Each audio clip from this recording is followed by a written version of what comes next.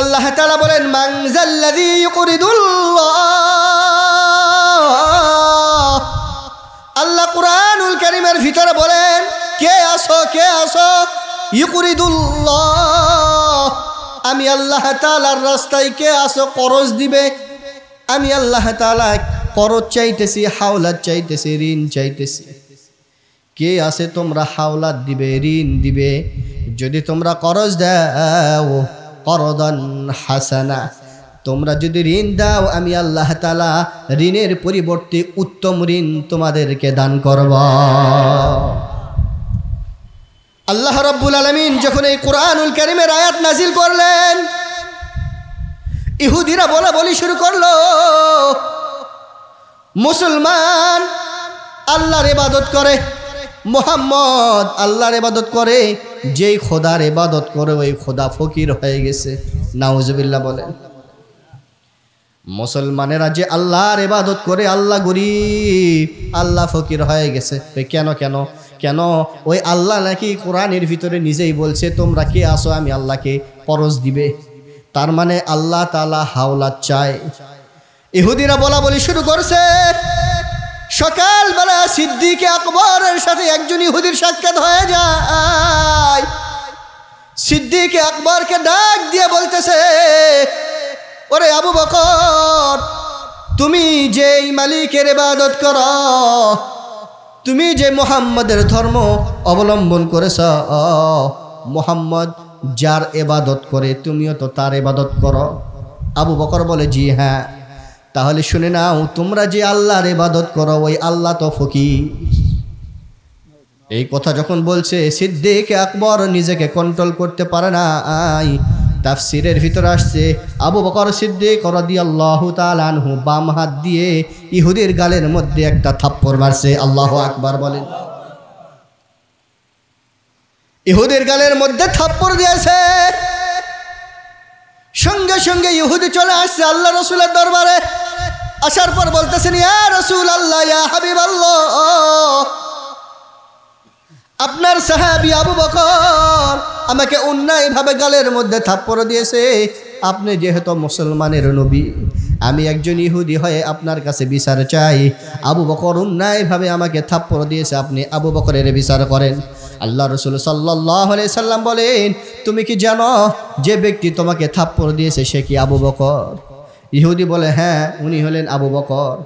আল্লাহ রাসূল বলেন, আবু বকর তো কাউরে অন্যায়ভাবে থাপ্পড় দেওয়ার কথা না। তুমি ভালো করে বলো, আবু বকর কি তোমার গালে থাপ্পড় দিয়েছে নাকি অন্য কেহ দিয়েছে? ইহুদি বলে না, কুহাফার ছেলে আবু বকর আমার গালে থাপ্পড় দিয়েছে। নবী, আপনার কাছে আসছি, বিচার করে। আল্লাহ রাসূল সাল্লাল্লাহু আলাইহি ওয়াসাল্লাম একজন ব্যক্তিকে পাঠাই দিলেন, যাও আবু বকরকে ধরে নিয়ে আসো।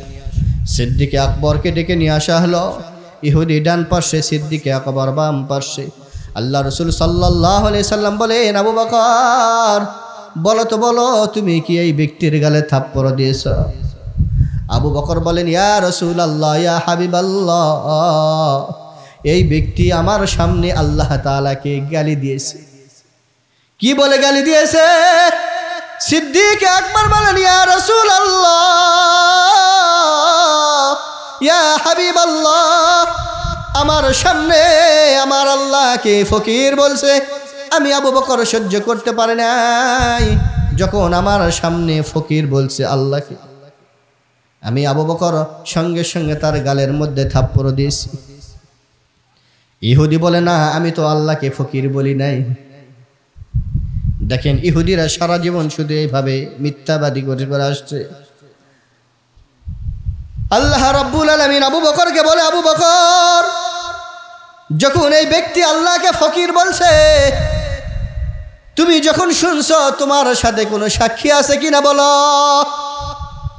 আবু বকর সিদ্দিক রাদিয়াল্লাহু তাআলা আনহু বলেন, ইয়া রাসূলুল্লাহ, ইয়া হাবিবাল্লাহ, যখন আমার আল্লাহ তাআলাকে ফকির বলে গালি দিয়েছে ওই সময় আমি আবু বকর ব্যতীত আর তো কেহ ছিল না গো নবী। আল্লাহ রাসূল সাল্লাল্লাহু আলাইহি সাল্লাম বলেন, যেহেতু তোমার কোনো সাক্ষী নাই, ইহুদির গালে যেহেতু থাপ্পড় দিয়েছ, ইহুদিও এখন তোমার গালে একটা থাপ্পড় দিবে। হে ইহুদি, দাও আবু বকরের গালে তুমি একটা থাপ্পড় দিয়ে দাও।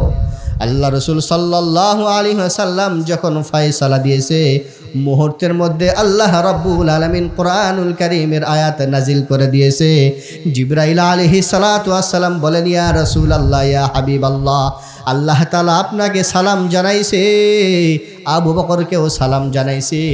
আবু বকরের কোনো সাক্ষী নাই, আল্লাহ তাআলা নিজেই আবু বকরের সাক্ষী হিসাবে আমি জিবরাইলকে পাঠিয়ে দিয়েছে। আল্লাহ তাআলা নিজেই সাক্ষী হিসাবে আমি জিবরাইলকে পাঠাই দিয়েছে গো নবী। এই যে আল্লাহ তাআলা আয়াত নাযিল করছে, শুনেন, লাকাদ সামিআ আল্লাহ তাআলা শ্রবণ করেছেন কাওলাল্লাযীনা ক্বালু ইন্নাল্লাহা ফাকির। ইহুদিরা আমি আল্লাহ তাআলাকে ফকির বলছে, আবু বকরের সাক্ষী নাই, আমি আল্লাহ তাআলা নিজেই আবু বকরের সাক্ষী হয়ে গেলাম। আল্লাহ তাআলা বলেন, যেই সমস্ত বান্দা বান্দির ভিতর এই 5টি গুণ থাকবে, এই বান্দা বান্দিগুলো দুনিয়াতেও সফল হয়ে যাবে। এই বান্দা বান্দিগুলো মৃত্যুর পর আমি আল্লাহ তাআলার জান্নাতের মেহমান হয়ে দাঁড়াবে। আল্লাহ তাআলা 5টি গুণের কথা আলোচনা করতেছেন। 1 নম্বর গুণ, আল্লাহ তাআলা বলেন, আল্লাযীনা ইউমিনুনা বিল গায়ব, যারা আমি আল্লাহ তাআলাকে না দেখে বিশ্বাস করে। আপনারা বলেন, আপনারা কি আল্লাহ তাআলাকে দেখছেন? আপনারা আল্লাহ তাআলাকে দেখেন না? আমি অধম আল্লাহ তাআলাকে দেখি নাই। আল্লাহ তাআলা বলেন, আমি 5টি গুণের কথা বলতেছি, যেই 5টি গুণ আমার কোনো বান্দা বান্দি আমল করবে, দুনিয়াতে সফল হবে, মৃত্যুর পর তারা আমি আল্লাহ তাআলার জান্নাতের মেহমান হইবে। 1 নম্বর গুণ কি বললাম? 1 নম্বর গুণ, আল্লাযীনা ইউমিনুনা বিল গায়ব, যারা আমি আল্লাহ তাআলাকে না দেখে বিশ্বাস করে। তার মানে আমাদের চক্ষু দ্বারা আল্লাহ তাআলাকে দেখা সম্ভব নয়। যদি কোনো ব্যক্তি বলে আমি আল্লাহ তাআলাকে দেখছি, তাহলে কোরআনের বিপরীত হয়ে যায়। কারণ আল্লাহ তাআলা কোরআনুল কারীমের অন্য জায়গায় বলেন, লা তুদরিকুহুল আবসার ওয়া হুয়া ইউদরিকুল আবসার। হে বান্দা বান্দিগণ, লা তুদরিকুহুল আবসার, তোমাদের চক্ষুর ভিতর সেই ক্ষমতা নাই, আমি আল্লাহ তাআলাকে দেখার সেই ক্ষমতা দেই নাই। আমি আল্লাহ তাআলা আমাকে তোমরা দেখবে এমন ক্ষমতা তোমাদের চোখের ভিতরে দেই নাই, পাওয়ার নাই। ওয়া হুয়া ইউদরিকুল আবসার, অথচ আল্লাহ তাআলা কিন্তু তোমাদেরকে দেখেন। আল্লাহ তাআলাকে দেখার জন্য পৃথিবীর ভিতরে একজন পয়গম্বর, যার নাম মূসা আলাইহিস সালাতু ওয়াস সালাম, উনি একবার আল্লাহ তাআলার কাছে দরখাস্ত করলেন, রব্বি আরিনি, ও মালিক, আমি একটু আপনাকে দেখতে চাই, আমার বড় একটি আশা, আপনাকে আমি দেখব। আল্লাহ তাআলা বলেন, লাং তারানি, কখনোই আমাকে দেখতে পারবে না। মূসা আলাইহিস সালাতু ওয়াস সালাম এমন একজন নবী ছিলেন, খুব জেদি নবী ছিলেন। আল্লাহ তাআলার কাছে বারবার রিকোয়েস্ট করতেছে, অনুরোধ করতেছে, মালিক আমি আপনাকে একটু দেখতে চাই। আল্লাহ তাআলা বলেন, লাং তারানি, লামে তাকিদ ব্যবহার করে বলতেছেন, না, কখনো নয়, আমাকে দেখতে পারবে না। এক পর্যায়ে মূসা আলাইহিস সালাতু ওয়াস সালাম আল্লাহকে বললেন, আল্লাহ, আমার বড় আশা, আমার অন্তরে আশা, তুমি যে আমাকে নবী করে পৃথিবীতে পাঠাই দিয়েছ,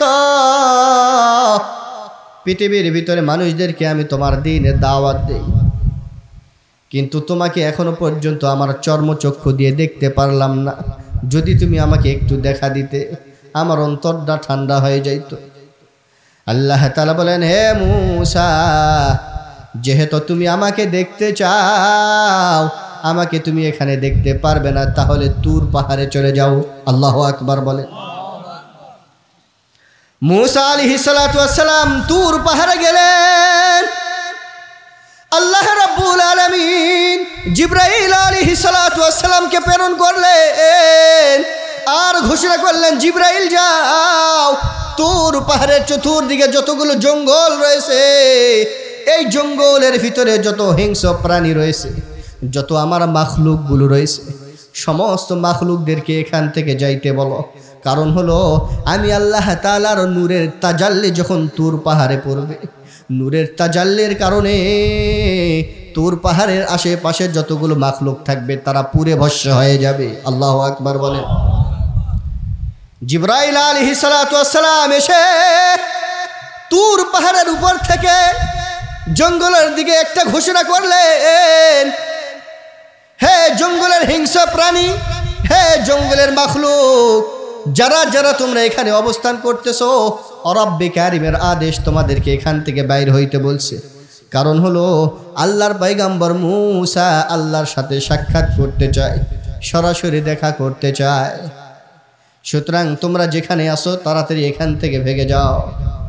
কিতাবের ভিতরে আসছে, তাফসীরের ভিতরে আসছে, জিবরাইল আলাইহিস সালাতু ওয়াস সালামের ঘোষণা শোনার পর যতগুলো মাখলুক ছিল, যতগুলো হিংস্র প্রাণী ছিল, সবগুলো ওখান থেকে বাইর হয়ে গেল। অতঃপর আল্লাহ রাব্বুল আলামিন আসমানের প্রথম ফেরেশতাদেরকে বললেন, হে ফেরেশতাগণ, তোমরা নিচে চলে যাও। আসমানের ফেরেশতারা নিচে চলে আসলেন। আল্লাহ রাব্বুল আলামিন সমস্ত ফেরেশতাদের চেহারাগুলো একবারে গরুর মতো রূপ ধারণ করে দিলেন। ফেরেশতাগুলো গরুর মতো রূপ ধারণ করে তুর পাহাড়ের চতুর্দিকে বেষ্টন করে রাখলেন। মূসা আলাইহিস সালাতু ওয়াস সালাম তুর পাহাড়ে আসলেন। মূসা আলাইহিস সালাতু ওয়াস সালামের পাশে জিবরাইল দাঁড়ায় রয়েছে। আল্লাহ রাব্বুল আলামিন বলেন, জিবরাইল, মূসা আমাকে দেখতে চায় আর তুমি মূসার পাশে দাঁড়ায় রয়েছ। আমি আল্লাহ তাআলা তোমার চক্ষুদের ক্ষমতাকে কেড়ে নিলাম। আমি আল্লাহ তাআলা তোমাকে এখন আর জিবরাইল করে রাখলাম না। মুহূর্তের মধ্যে আল্লাহ তাআলা জিবরাইল আলাইহিস সালাতু ওয়াস সালামকে পাথর বানাই দিলেন। আল্লাহু আকবার বলেন। জিবরাইল আলাইহিস সালাতু ওয়াস সালাম পাথর হয়ে দাঁড়ায় রয়েছে। মূসা আলাইহিস সালাতু ওয়াস সালাম তুর পাহাড়ে দাঁড়ায় রয়েছে। আসমানের প্রথম ফেরেশতাগুলো, সব ফেরেশতাগুলো মূসা আলাইহিস সালাতু ওয়াস সালামকে চতুর্দিকে ঘিরে রাখছে। অতঃপর আল্লাহ তাআলা মূসা আলাইহিস সালাতু ওয়াস সালামকে বলে, মূসা, তুমি আমাকে দেখতে চাইছো? আমাকে দেখার আগে তুর পাহাড়ের ওই দিকে একটু তাকায় দেখো। আমি আল্লাহ তাআলা আমাকে একটু প্রকাশ করতে চাইতেছি পাহাড়ের দিকে। সুতরাং তুমি একটু পাহাড়ের দিকে তাকায় দেখো। মূসা আলাইহিস সালাতু ওয়াস সালাম যখন নজর করছে, ওয়ালাকিন ইনজুর ইলাল জাবাল, যখন পাহাড়ের দিকে নজর করছে, ফাইন ইস্তাকাররা মাকানাহু ফাসাউফা তারানি, পাহাড়ের দিকে নজর করার সঙ্গে সঙ্গে আল্লাহ তাআলার নূরের তাজাল্লি পাহাড়ের মধ্যে বর্ষণ হয়েছে। তুর পাহাড় ভেঙ্গে টুকরা হয়ে একদিকে পড়ে গেছে। মূসা আলাইহিস সালাতু ওয়াস সালাম বেহুশ হয়ে তুর পাহাড়ের এক পার্শ্ব দেশে পড়ে রয়েছে। ফালাম্মা তাজাল্লা রাব্বুহু লিল জাবালি জাআলাহু দাক্কা ওয়া খাররা মূসা সাইকা। মূসা আলাইহিস সালাতু ওয়াস সালাম পাহাড়ের পাশে এক জায়গায় পড়ে রয়েছে। যখন জ্ঞান ফিরছে, আল্লাহ তাআলা বলে, হে মূসা, আমাকে দেখছো? মূসা আলাইহিস সালাতু ওয়াস সালাম বলেন, আমি তো আপনাকে দেখতে চেয়েছিলাম, আর দেখব না। আল্লাহু আকবার বলেন। আল্লাহ তাআলা বলেন, দুনিয়ার কোনো চর্মচক্ষু দ্বারা আমি আল্লাহ তাআলাকে দেখা সম্ভব নয়, তাহলে কিভাবে দেখবে? মানুষ অন্তরের চক্ষু দ্বারা আল্লাহ তাআলাকে দেখতে পাবে। ঘুমের ঘরে স্বপ্নের মাধ্যমে আল্লাহ তাআলার সাথে সাক্ষাৎ করবে। ঘুমের ঘরে স্বপ্নের মাধ্যমে আল্লাহ রসুলের সাথে কোনো বান্দা বান্দির দিদার হয়ে যায়। আল্লাহু আকবার বলেন। কিন্তু চর্মচক্ষু দ্বারা আল্লাহ তাআলাকে দেখা সম্ভব নয়। আল্লাহ তাআলা বলেন, এই গুণ যার মধ্যে থাকবে, যে বিশ্বাস করবে আমি আল্লাহ তাআলা, আমাকে না দেখে বিশ্বাস করবে যে আমি আল্লাহ আছি, আমি আল্লাহ তাআলা এক, আমার কোনো শরীক নাই, যেই ব্যক্তি এই বিশ্বাসটা করবে, 1 নাম্বার। 2 নাম্বার, ওয়া ইউকিমুনাস সালাত, দ্বিতীয় নাম্বার গুণ হলো যারা নামাজ কায়েম করবে, তার মানে 5 ওয়াক্ত নামাজ নিয়মিতভাবে না জামাতের সাথে আদায় করতে হবে। 2 নাম্বার গুণ আল্লাহ বললেন তোমরা নামাজ কায়েম করো। 1 নাম্বার গুণ হলো আমাকে না দেখে বিশ্বাস করো। 2 নাম্বার গুণ হলো তোমরা নামাজ কায়েম করো। 3 নাম্বার ওয়ামিম্মা রাযাকনাহুম ইউনফিকুন, আমি আল্লাহ তাআলা তোমাদের যে রিজিক দান করছি ওই রিজিক থেকে আমি আল্লাহ তাআলার রাস্তায় দান করো। সুবহানাল্লাহ বলেন। আল্লাহ রাব্বুল আলামিন আমাদের সম্পদ দিয়েছে, যেই সম্পদগুলো আমাদেরকে দান করছে এই সম্পদ হতে আল্লাহ তাআলার রাস্তায় দান করতে হবে। এই সম্পদ হতে মিসকিনদেরকে দান করতে হবে, অসহায়দেরকে দান করতে হবে, ফিদিয়া দিতে হবে, সদকা করতে হবে, জাকাত দিতে হবে। আবার অপর কোনো মুসলমানের যদি কর্জে হাসানা লাগে, হাওলাত লাগে, করজ লাগে, তাহলে মুহূর্তের মধ্যে আল্লাহ তাআলার দেওয়া মাল থেকে আরেকজন মুসলমানকে করজ দিতে হবে। এজন্য হাওলাত দেওয়া দান করার চাইতে বেশি সওয়াব। যখন কোনো ব্যক্তি দান করে, দান করলে যে পরিমাণ সওয়াব পায়, দানের চাইতে যদি কোনো ব্যক্তি আরেকজন ব্যক্তিকে ঋণ দেয়, করজ দেয়, দানের চাইতে 17 গুণ বেশি সওয়াব অর্জন করে ফেলে। আল্লাহ তাআলা 3 নাম্বার গুণের কথা বলতেছেন, স্মরণ আছে আপনাদের? আল্লাহ তাআলা বলতেছেন ওয়ামিম্মা রাযাকনাহুম ইউনফিকুন, আমি যে সম্পদ তোমাদের দান করেছি এখান থেকে মানুষকে তোমরা দান করবে, সদকা করবে, হাওলাত দিবে, ঋণ দিবে। স্মরণ আছে? কথাগুলো আবার একটু স্মরণ করি। কয়টা গুণ আল্লাহ বলছেন? কয়টি গুণ? 5টি গুণের কথা আল্লাহ তাআলা বলেন। 1 নাম্বার গুণ আমি আল্লাহ তাআলাকে না দেখে বিশ্বাস করো। 2 নাম্বার গুণ নামাজ কায়েম করো। 3 নাম্বার গুণ তোমাদের যে রিজিক দান করছি এখান থেকে আমি আল্লাহ তাআলার রাস্তায় দান করো। 4 নাম্বার গুণ ওয়াল্লাযীনা ইউমিনুনা বিমা উনজিলা ইলাইক ওয়া মা উনজিলা মিন ক্বাবলিক। আল্লাহু আকবার বলেন। আল্লাহ তাআলা পবিত্র কুরআনুল কারীমের ভিতরে বলেন ওয়াল্লাযীনা ইউমিনুনা বিমা উনজিলা ইলাইক, আমি আল্লাহ তাআলা তোমাদের উপরে যে কিতাব নাজিল করেছি কুরআন, এই কুরআনুল কারীমের উপরে তোমাদের ঈমান নিয়ে আসতে হবে। এই কুরআন যাহা হালাল ঘোষণা করছে হালালকে হালালভাবে মেনে চলতে হবে, যেগুলোকে হারাম ঘোষণা করছেন হারামকে হারাম বলে তোমাদেরকে মানতে হবে। এবং কুরআনুল কারীমের আগে আমি আল্লাহ তাআলা আসমানি আরো 103টা কিতাব নাজিল করছি। ওই 103টা কিতাবের উপরেও তোমাদের ঈমান নিয়ে আসতে হবে। এটাই হলো তোমাদের 4 নাম্বার গুণ। 5 নাম্বার গুণ হলো ওয়াবিল আখিরাতি হুম ইউকিনুন।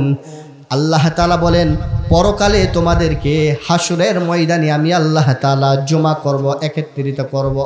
তার মানে দুনিয়ায় তোমরা মৃত্যুবরণ করবে, কবরের দেশে চলে যাবে, আমি আল্লাহ তাআলা ওখান থেকে তোমাদের পুনরায় জীবিত করে হাসরের ময়দানে একত্রিত করব। আল্লাহ তাআলা বলেন পুনরায় আমি আল্লাহ তাআলা তোমাদের জীবিত করব, এটা বিশ্বাস করতে হবে। বিশ্বাস করেন? করেন আপনারা? হ্যাঁ, আমাদের আশেপাশে বিধর্মীরা আছে, হিন্দু আছে, আছে না? তারা কি বিশ্বাস করে? হ্যাঁ, দেখছেন আপনারা? তারা দাহ করে, দাহ করা দেখছেন কেউ? মৃত্যুর পরে বাবার মৃত্যু হয়েছে, বাবার লাশটা নিয়ে আগে সর্বপ্রথম সে মুখের মধ্যে আগুন দেয়। দেখছেন না এরকম? আগুন দিয়ে পুরাই ফেলে। এদিকে আপনাদের এদিকে করে কিনা জানি না, আমাদের রাজশাহী নওগাঁতে করে, এদিকেও করে। তার মানে হিন্দুদের ধারণা কি, বিশ্বাস কি? তাদের বিশ্বাস হলো জীবনে যাহা কিছু গুনাহ করছে, বদকাজ করছে, পুরো দিলে সব চাই, আর কোনো হিসাব নেই। আর আমাদের বিশ্বাস কি? আল্লাহ এটাই বলতেছে 5 নাম্বার গুণ, মৃত্যুর পরে তোমাদের আবার জীবিত করব। সুতরাং তোমরা ওই দিনের কথা মনে করো, তোমাদের আবার জীবিত করে হিসাব নিব। এই কথার বিশ্বাস করে তোমরা সামনে আগাইতে থাকো। এই 5টা গুণ অর্জন করো, তাহলে আমি আল্লাহ তাআলা পরকালে তোমাদেরকে জান্নাতের মেহমান হিসাবে গ্রহণ করব। সুবহানাল্লাহ বলে। তাহলে বিশ্বাস করেন আপনারা? ইদ্রিস আলাইহিস সালাতু ওয়াস সালাম ফেরেশতা জিবরাইলকে বলতেছে, ভাই জিবরাইল, আল্লাহ তাআলা আমার উপরে খুশি হয়েছেন, কারণ হলো আমি সারাদিন মানুষদেরকে আল্লাহ তাআলার দিনের দাওয়াত দেই, আবার রাতে আল্লাহ তাআলার ইবাদত করি।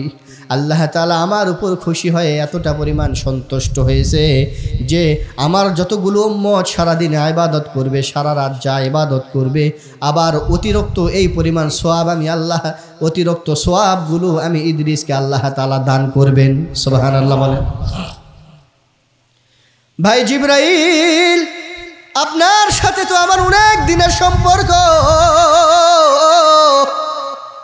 আমার হায়াতটা একটু বাড়ানো যায় কিনা? জিবরাইল আলাইহিস সালাতু ওয়াস সালাম বলে, দোস্ত, হায়াত আর মৌতের হিসাব তো আমার কাছে নাই। কার কাছে আছে বলেন? হায়াত মৌতের হিসাব আল্লাহ তাআলা আল্লাহ তাআলা আজরাইল আলাইহিস সালাতু ওয়াস সালামের কাছে রেখে দিয়েছে। কার কোন সময় কোথায় মৃত্যু হবে আমি জিবরাইল জানি না, সুতরাং আপনার কখন মৃত্যু হবে আমি জানি না, আপনার হায়াত তো বাড়াইতে পারবো না, এটা তো রয়েছে আজরাইলের কাছে। ইদ্রিস আলাইহিস সালাতু ওয়াস সালাম বলেন, আপনি যেহেতু আমার দোস্ত মানুষ, আপনার কাছে আমি ফরিয়াদ করতেছি, আপনি আজরাইলের কাছে গিয়ে আমার একটু হায়াতটা বাড়াই নিয়ে আসেন। আল্লাহু আকবার বলেন। জিবরাইল আলাইহিস সালাতু ওয়াস সালাম ইদ্রিসকে তার পিঠের উপরে নিলেন আর বললেন, তাহলে চলেন আজরাইলের সদর দপ্তরে যাই, আমি একা যাব না, আপনাকে সাথেই নিয়ে যাই, দেখি আপনার হায়াতটা বাড়ানো যায় কিনা। জিবরাইল আলাইহিস সালাতু ওয়াস সালাম হযরত ইদ্রিসকে তার পিঠের মধ্যে নিলেন। আল্লাহ তাআলা কুরআনুল কারীমের ভিতরে বলেন, ওয়াযকুরু ফিল কিতাবি ইদ্রিস ইন্নাহু কানা সিদ্দীকান নাবিয়্যা ওয়া রাফা'নাহু মাকানান আলিয়্যা। আল্লাহ তাআলা জিবরাইল আলাইহিস সালাতু ওয়াস সালামের মাধ্যমে ইদ্রিসকে আসমানের উপরে উঠায় নিলেন। আজরাইল আলাইহিস সালাতু ওয়াস সালামের সদর দফতরের সামনে গিয়ে জিবরাইল আলাইহিস সালাতু ওয়াস সালাম দরজায় নক করলেন। ভিতর থেকে আজরাইল বলেন, কে আসছো? মান আনতা? জিবরাইল বলে, আমি জিবরাইল। তাহলে আসেন। জিবরাইল আলাইহিস সালাতু ওয়াস সালাম প্রবেশ করলেন। বলেন, জিবরাইল কেন আসছেন? আজরাইল আলাইহিস সালাতু ওয়াস সালাম জিবরাইলকে বলেন, কেন আপনি এখানে আসছেন? বলেন, কি সেবা করতে পারি? জিবরাইল আলাইহিস সালাতু ওয়াস সালাম বলেন, ভাই আজরাইল, পৃথিবীর জমিনের পয়গম্বর নাম হলো ইদ্রিস, উনি আমার বন্ধু মানুষ, উনি আমার সিদ্দিক মানুষ, ওনার হায়াতটা একটু বাড়ানো যায় কিনা একটু দেখে।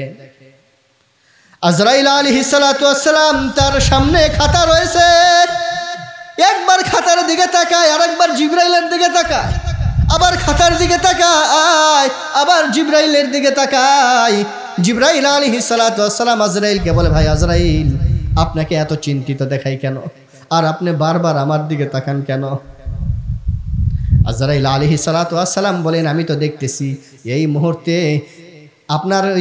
মুহূর্তে আপনার বন্ধু ইদ্রিসের জান কবজ হবে আমার সদর দফতরের পিছনে। আমি চিন্তায় রয়েছি, ইদ্রিস তো জমিনে রয়েছে, কখন আমার এখানে আসবে আর কখন জান কবজ করব। জিবরাইল বলে, ভাই চিন্তা করার কারণ নাই, আমি জিবরাইল আমার পিঠের মধ্যে করে উড়ে নিয়ে আপনার সদর দফতরের সামনে রেখে দিয়েছি। আল্লাহু আকবার বলেন। তাহলে হায়াত মউত আল্লাহ তাআলা অবধারিত করে রেখেছেন, মৃত্যু হবে, প্রত্যেকটি মানুষ মৃত্যুবরণ করবে। যার মধ্যে নফস আছে, হায়াত আছে, তাই মৃত্যুবরণ করবে, পশু হোক পাখি হোক, মৃত্যুবরণ করতে হবে না? কিন্তু মৃত্যুটা আমাদের যেন ভালো হয়, এটার জন্য আল্লাহ তাআলার কাছে দোয়া করতে হবে। পারবেন? মৃত্যু যেন কি হয়? ভালো হয়, এটার জন্য আল্লাহ তাআলার কাছে দোয়া করতে হবে বেশি বেশি করে। আমি একটু বড় মুহাদ্দিসিনের আলোচনা করি। দেখেন, ইমাম বুখারীর ওস্তাদের ওস্তাদ আবু যরআ রাজি রাদিয়াল্লাহু আনহু রাহমাতুল্লাহি আলাইহি, নামটা একটু মুখস্থ করেন। আবু যরআ, নাম কি? আবু যরআ রাহমাতুল্লাহি আলাইহি, ইমাম বুখারীর ওস্তাদের ওস্তাদ। তা আবু যরআ রাজি এত বড় মুহাদ্দিস ছিলেন যে আল্লাহ তাআলার রসুল মুহাম্মদ আরবি সাল্লাল্লাহু আলাইহি সাল্লামের হাদিস ছিল 7 লক্ষ। কত লক্ষ? 7 লক্ষ হাদিস ছিল। এই 7 লক্ষ হাদিসের ভিতরে 6 লক্ষ হাদিস আবু যুরা রহমতুল্লাহ আলাইহির মুখস্থ ছিল। সুবহানাল্লাহ বললেন না? আবু যুরা রাজির 6 লক্ষ হাদিস মুখস্থ। এত বড় মুহাদ্দিস ছিলেন। ঘটনা প্রসঙ্গে ওনার শাগরেদ, ওনার ছাত্র একদিন তার স্ত্রীর সাথে আলাপ করতেছে, জানো আমি কার ছাত্র? আমি আবু যুরার ছাত্র। আমার ওস্তাদ 6 লক্ষ হাদিস মুখস্থ, জানো তুমি? আমি তার ছাত্র। স্ত্রী বলে, হ্যাঁ 6 লক্ষ হাদিস মুখস্থ করে নাকি? হ্যাঁ 1 লক্ষই মুখস্থ আছে কিনা? ছাত্র বলে, কি বলো? 1 লক্ষ হাদিস সনদ সহ এমনি মুখস্থ। যদি 1 লক্ষ হাদিস মুখস্থ না থাকে তাহলে তুমি 3 তালাক। কিতাবে আমরা পড়ছি। উনি বলেন যে 1 লক্ষ হাদিস যদি মুখস্থ না থাকে তাহলে তুমি কয় তালাক? 3 তালাক। দুইজনের তর্ক বিতর্ক এই পর্যন্ত পৌঁছায় গেছে। দুইজনে যখন মীমাংসা হয়ে গেছে, অর্থাৎ এখন যখন স্বাভাবিক হয়ে গেছে, চিন্তায় পড়ে গেল, যদি 1 লক্ষ হাদিস যদি মুখস্থ না থাকে তাহলে আমি তালাক হয়ে যাব। ওনারা দুইজন অপেক্ষা করতেছে কোন সময় ফজর হয়। ফজরের নামাজ হয়ে গেল। ছাত্র এবং ছাত্রের স্ত্রী দুইজন মিলে চলে গেছে আবু যুরার কাছে। গিয়া বলে, ইয়া মুহাদ্দিসিনিল মুহাদ্দিসিন, হে মুহাদ্দিসিনের মুহাদ্দিস, আমরা স্বামী স্ত্রী রাতের বেলা তর্ক বিতর্কে লিপ্ত হয়েছিলাম। আপনার হাদিস মুখস্থ রাখা বিষয় নিয়ে আমরা তো তর্ক বিতর্কে লিপ্ত ছিলাম। আমি তো বলে ফেলেছি আপনার তো 1 লক্ষ হাদিস মুখস্থ রয়েছে। 1 লক্ষ হাদিস যদি মুখস্থ না থাকে তাহলে আমার স্ত্রীকে বলেছি তুমি 3 তালাক। এখন আপনি বলেন আমার স্ত্রী আছে না গেছে? আবু যুরা রহমতুল্লাহি আলাইহি বলেন, তুমি কি সূরাতুল ফালাক, তুমি কি সূরাতুল ইখলাস, কুল হুয়াল্লাহু আহাদ মুখস্থ রাখছো কিনা? এই কথা শোনা মাত্র আবু যুরা ওনার ছাত্র বলেন, ইয়া মুহাদ্দিসিন, ও আমার উস্তাদ, আমার তো সূরাতুল ইখলাস মুখস্থ। ছাত্রর স্ত্রীকে বলতেছে, আপনার কি সূরাতুল ইখলাস মুখস্থ আছে কিনা? স্ত্রী বলে, হ্যাঁ আমার সূরাতুল ইখলাস কুল হুয়াল্লাহু আহাদ মুখস্থ রয়েছে। আবু যুরা রহমতুল্লাহি আলাইহি বলেন, আপনাদের সূরাতুল ইখলাস যেইভাবে মুখস্থ 1 লক্ষ হাদিস সনদ সহ আমি আবু যুরার মুখস্থ এমনি আছে। আল্লাহু আকবার বলেন। বলতেছিলাম কিছু কিছু মানুষের মৃত্যুর সময় ভালো মৃত্যু হয়। আবু যুরা যখন মৃত্যু শয্যায় পড়ে গেলেন, মুমূর্ষু অবস্থায় তৈরি হয়ে যায়। ওনার ছাত্ররা চতুর্দিক দিয়ে আবু যুরার সামনে বসছে, আর আবু যুরা রহমতুল্লাহি আলাইহি শুয়ে রয়েছে। ওনার শরীরের ভিতরে কম্পন শুরু হয়ে গেছে। মালাকুল মউত এখন তার জান কবজ করবে। ছাত্ররা সবাই পাশে বসে শুধু হাদিস পড়তেছে, জোরে জোরে হাদিস পড়তেছে। আবু যুরা রহমতুল্লাহি আলাইহির মধ্যে সাকরাতুল মউত সৃষ্টি হয়ে গেছে। ঠিক ওই মুহূর্তে শুয়ে থাকা থেকে হঠাৎ করে বসে পড়লেন আর বলতেছে, তোমরা কি হাদিস পড়ো? তোমরা কি হাদিস পড়ো? তোমরা কি ওই হাদিস পড়ো নাই?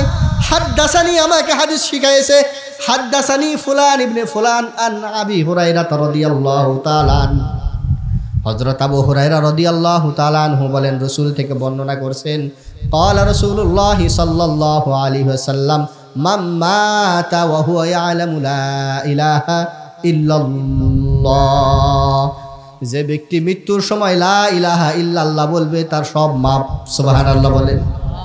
আবু যুরা রহমতুল্লাহি আলাইহি হাদিস পড়তেছেন মৃত্যুর সময়। উনি বলেন, মান মাতা ইয়ামুত ওয়া হুয়া ইয়াকুলু লা ইলাহা ইল্লাল্লাহ। আল্লাহু আকবার বলেন।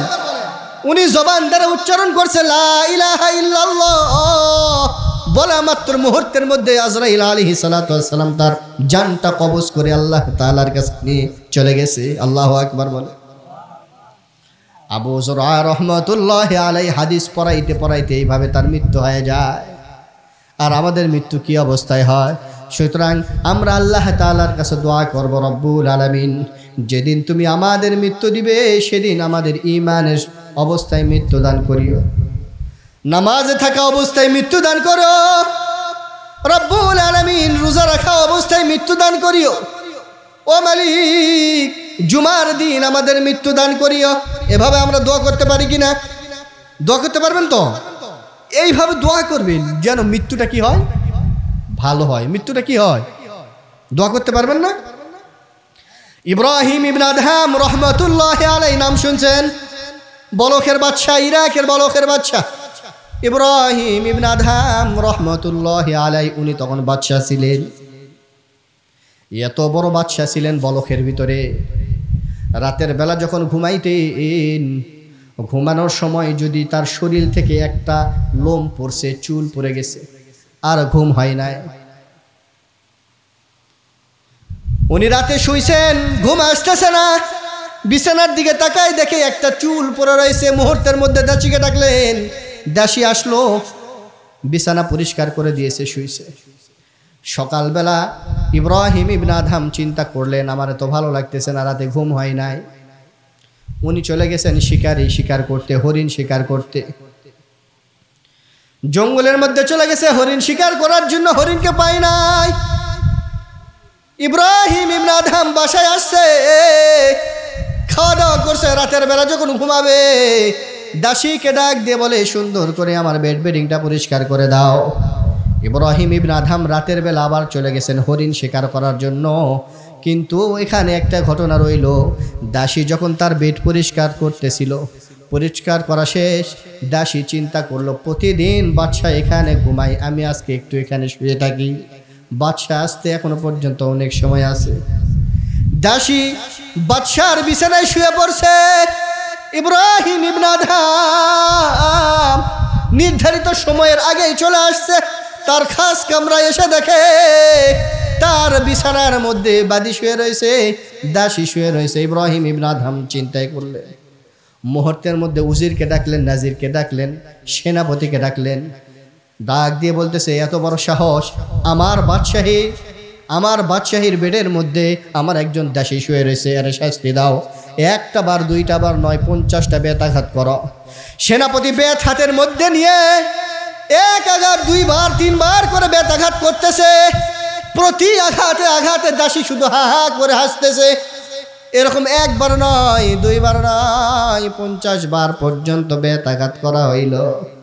50 বার বেতাঘাত করার পর দাসী এখন কান্না শুরু করে দিয়েছে। ইব্রাহিম ইবনে আদহাম বলে, ব্যাপার কি, তোমার কি মাথা খারাপ হয়েছে নাকি? 50 বার তোমার শরীরে বেতাঘাত করা হইল, তুমি শুধু কান্না করলে, তুমি শুধু হাসলে, আর এখন তুমি কান্না করো কেন? দাসী বলে, বাদশাহ মনে কিছু করবেন না, আমি সামান্য একটু আপনার বিছানায় ঘুমানোর জন্য আমার শরীরে যদি 50টা বেতাঘাত করা হয়, আমি তো পরকালে এই আঘাত থেকে বেঁচে গেলাম। কিন্তু এই বেডের ভিতরে, এই বিছানার মধ্যে আপনি যে কতবার কত সময় ধরে ঘুমায় রয়েছেন, আপনি তো একটাবারও চিন্তা করলেন না। আমি চিন্তা করতেছি আর কান্না করতেছি, না জানি পরকালে আপনাকে কতদিন ধরে, কতদিন বছর ধরে আপনাকে বেতাঘাত সহ্য করতে হবে। ইব্রাহিম ইবনে আদহাম চিন্তায় পড়ে গেলেন। মুহূর্তের মধ্যে বলতেছে, তাড়াতাড়ি এই দাসীকে নিয়ে যাও, ওর মাথা ঠিক নাই, রাতে ঘুমাইছে, রাতে শুইছে, কিন্তু ঘুম ধরে না, ছাদের উপরে কে যেন হাঁটতেছে। ইব্রাহিম ইবনে আদহাম বলে, আমি বলখের বাদশা, আমার ছাদের উপরে গভীর রাতে কে হাঁটাহাঁটি করতেছ? তোমার তো সাহস কম নয়, কে তুমি? বলে, আমি একজন আগন্তুক। তে কেন আসছ? আমার উট হারাইছে। তে তোমার উট হারাইছে, তুমি কি আমার ছাদের উপরে উট পাবে? উট যদি পাইতে হয় তুমি জঙ্গলে যাও, বাগানে যাও, এখানে কিভাবে উট পাবে? এখানে উট পাওয়া সম্ভব নয়। আগন্তুক ব্যক্তি বলে, এখানে উট পাওয়া যদি সম্ভব না হয় থাকে, রেশমি চাদর, রেশমি রুমাল, বেডিংয়ের উপরে আপনি শুয়ে থাকে, কিভাবে আমার মাওলাকে পাবে? সুবহানাল্লাহ বলে। ইব্রাহিম ইবনে আদহাম চিন্তায় পড়ে গেলেন। সঙ্গে সঙ্গে বিছানা থেকে উঠলেন, বাহিরে বারান্দায় এসে দেখে একজন গোলাম শুয়ে রয়েছে সালার একটা চট বিছায়। ইব্রাহিম ইবনে আদহাম গোলামকে নিজের হাত দিয়ে তার বিছানায় ঘুমাই দিলেন, বাদশাহীর বিছানার মধ্যে ঘুমাই দিলেন। ইব্রাহিম ইবনে আদহামের রেশমি রুমাল, রেশমি চাদরটা গোলামের শরীরের উপরে দিয়ে দিলেন। ইব্রাহিম ইবনে আদহাম গোলামের যেই পোশাকটা ছিল সালার চট ছিল, ইব্রাহিম ইবনে আদহাম সালার চট পরিধান করে রওনা দিয়েছে। রাতের গভীরে জঙ্গলে চলে গেছে, জঙ্গলে এক জঙ্গল থেকে আরেক জঙ্গল গভীরে চলে গেছে। এভাবে একদিন পার হয়ে যায়। সেনাপতি, উজির, আরও যারা ছিল আমলা কামলা সবাই মিলে খুঁজতেছে আমাদের বাদশাহ গেল কোথায়। বাদশাকে পাওয়া যায় না, বাদশাকে পাওয়া যায় না। কিতাবের ভিতরে আসছে 3 মাস পর ইব্রাহিম ইবনে আদহামকে পাওয়া গেছে ইরাকের দাজলা নদীর এক কিনারার পাশে। ইব্রাহিম ইবনে আদহাম বসে বসে তার সিরার চর নিজের সুই দিয়ে নিজে সেলাই করতেছে। আল্লাহু আকবার বলে। সেনাপতি ওখানে গিয়ে বলে, আসসালামু আলাইকুম। ওহে বাদশাহ, আপনাকে আমরা সবাই মিলে তালাশ করতেছি, খুঁজতেছি, কোথাও পাই না। আপনি দাজলা নদীর কিনারায় বসে নিজের কাপড় নিজেই সেলাই করতেছেন। ইব্রাহিম ইবনে আদহাম বলে, আপনি কে? সেনাপতি বলে, এতদিন ধরে আপনার সাথে চললাম, আমি তো বলকের সেনাপতি, আমাকে চিনেন নাই। ইব্রাহিম ইবনে আদহাম বলে, আমি তো বলকের সেনাপতিকে চিনি না, আর আমি তো বলকের বাদশা না, আমি আসছি পরকালের বাদশাহী করার জন্য। সুবহানাল্লাহ বলে। ইব্রাহিম ইবনে আদহাম যে সুই দিয়ে নিজের কাপড় সেলাই করতেছিল, ওই সুইটা দাজলা নদীর মধ্যে ফেলে দিয়েছে। ফেলে দেওয়ার পর ইব্রাহিম ইবনে আদহাম মাছদেরকে ডাক দিয়ে বলতেছে, হে দাজলা নদীর মাছ, আমার সুই নদীর মধ্যে পড়ছে। কোথায় পড়ছে? তোমরা সুই নিয়ে এসে দাও। বলার সঙ্গে সঙ্গে 1000 স্বর্ণ রূপার মতো সুন্দর সুন্দর করে মাছ, প্রতিটি মাছ মুখের মধ্যে করে স্বর্ণকারের মতো স্বর্ণ একটা সুই নিয়ে ইব্রাহিম ইবনে আদহামের সামনে এসে হাজির হয়ে গেছে। আর বলতেছে, ইব্রাহিম, তুমি যে সুই ফেলে দিয়েছ, আল্লাহ তাআলা ওই সুইয়ের পরিবর্তে এই যে দেখো স্বর্ণের সুই আপনাকে দান করেছে। বলে সুবহানাল্লাহ। ইব্রাহিম ইবনে আদহাম বলে, স্বর্ণের সুই আমার কোনো প্রয়োজন নাই। যদি স্বর্ণই প্রয়োজন হতো তাহলে আমি বাদশাহী ছাড়তাম না, বাদশাহীর দায়িত্বই পালন করতাম। আমার যেই সুই ফেলে দিয়েছি ওই সুই আমি চাই। বলার সঙ্গে সঙ্গে আর একটা মাছ ইব্রাহিম ইবনে আদহাম যেই সুইটা ফেলে দিয়েছিল ওই সুইটা নিয়ে আরেকটি মাছ চিৎকার দিয়ে বলে, ইব্রাহিম, এই যে আপনার সুই যেটা নদীর মধ্যে ফেলে দিয়েছেন, এই যে আমার মুখের মধ্যে আপনি নিয়ে নেন। ইব্রাহিম ইবনে আদহাম সেনাপতিকে বলে, দেখো, আমি দুনিয়ার বাদশাহী চাই না, আমি পরকালের বাদশাহী চাই, যেন আল্লাহ তাআলা আমার মৃত্যুটা পরকালের জন্য ভালো করে রাখে। সুবহানাল্লাহ বলে। কেন বলতেছিলাম ওনার আলোচনাটা, এখান থেকে উনি চলে গেছেন আর একটা পাশে মহল্লায় গিয়ে দেখে দুপুরের সময়, শীতের সময় দুপুরে সবাই নামাজের জন্য প্রস্তুতি নিতেছে। একজন ব্যক্তি গরম পানি করতেছে, সবাই মিলে এসে গরম পানি দিয়ে ওযু করতেছে। ইব্রাহিম, আপনি কি গরম পানি করতেছেন, এটার মজুরি নেন? উনি বলেন, না, আমি এমনি ফ্রি দেই বান্দাদের খুশির জন্য। তাই নাকি? হ্যাঁ, আপনার এই কাজটা আমাকে খুব ভালো লেগেছে। বলেন, আপনার মনে কোনো আশা আছে কিনা? তা আমার মনে 2টা আশা আছে, জানি না পূরণ হবে কিনা। কি আশা? যে আমাদের এই দেশে যে বাদশা আছে ইব্রাহিম ইবনে আদহাম, তাকে একটু দেখব। 3 বার তার বাড়িতে গেছি, বাসায় গিয়েছি, সিংহাসনে গিয়ে তাকে পাই নাই। ইব্রাহিম ইবনে আদহাম বলেন, আমি সেই ইব্রাহিম, আপনার মনের আশা পূরণ হয়েছে। 2য় নম্বর কোনো আশা আছে কিনা বলেন? 2য় নম্বর আশা হলো একটাই, সেটা কি? কালেমায়ে শাহাদাত পড়া শুরু করছে, আশহাদু আল্লা ইলাহা ইল্লাল্লাহ ওয়া আশহাদু আন্না মুহাম্মাদান আবদুহু ওয়া রাসূলুহু। বলার পর ইব্রাহিম ইবনে আদহামের হাত ধরছেন, ধরে বলতেছেন, ও ইব্রাহিম ইবনে আদহাম, আমি যখন মৃত্যুবরণ করব আমার জানাজার নামাজটা আপনি নিজে পড়াই দিবেন। বলার সঙ্গে সঙ্গে ইব্রাহিম ইবনে আদহামের হাত ধরা অবস্থায় ওই আগন্তুক ব্যক্তি ওখানে মৃত্যুবরণ করছে। এটাই বলতেছিলাম যে আমাদের মৃত্যুটা যেন পরকালের জন্য ভালো হয়, এই জন্য আল্লাহ তাআলার কাছে আমরা কি করব? দোয়া করব, আল্লাহ আমাদেরকে আপনি জুমার দিন মৃত্যু দেন, নামাজের হালতে মৃত্যু দেন, রোজা অবস্থায় মৃত্যু দেন। আল্লাহ তাআলা আমাদের এই সমস্ত কথাগুলির উপর বলা, যে বলনেওয়ালা শুননেওয়ালা শ্রোতা উভয়কে আমল করার তৌফিক দান করে। সবাই বলি আমিন।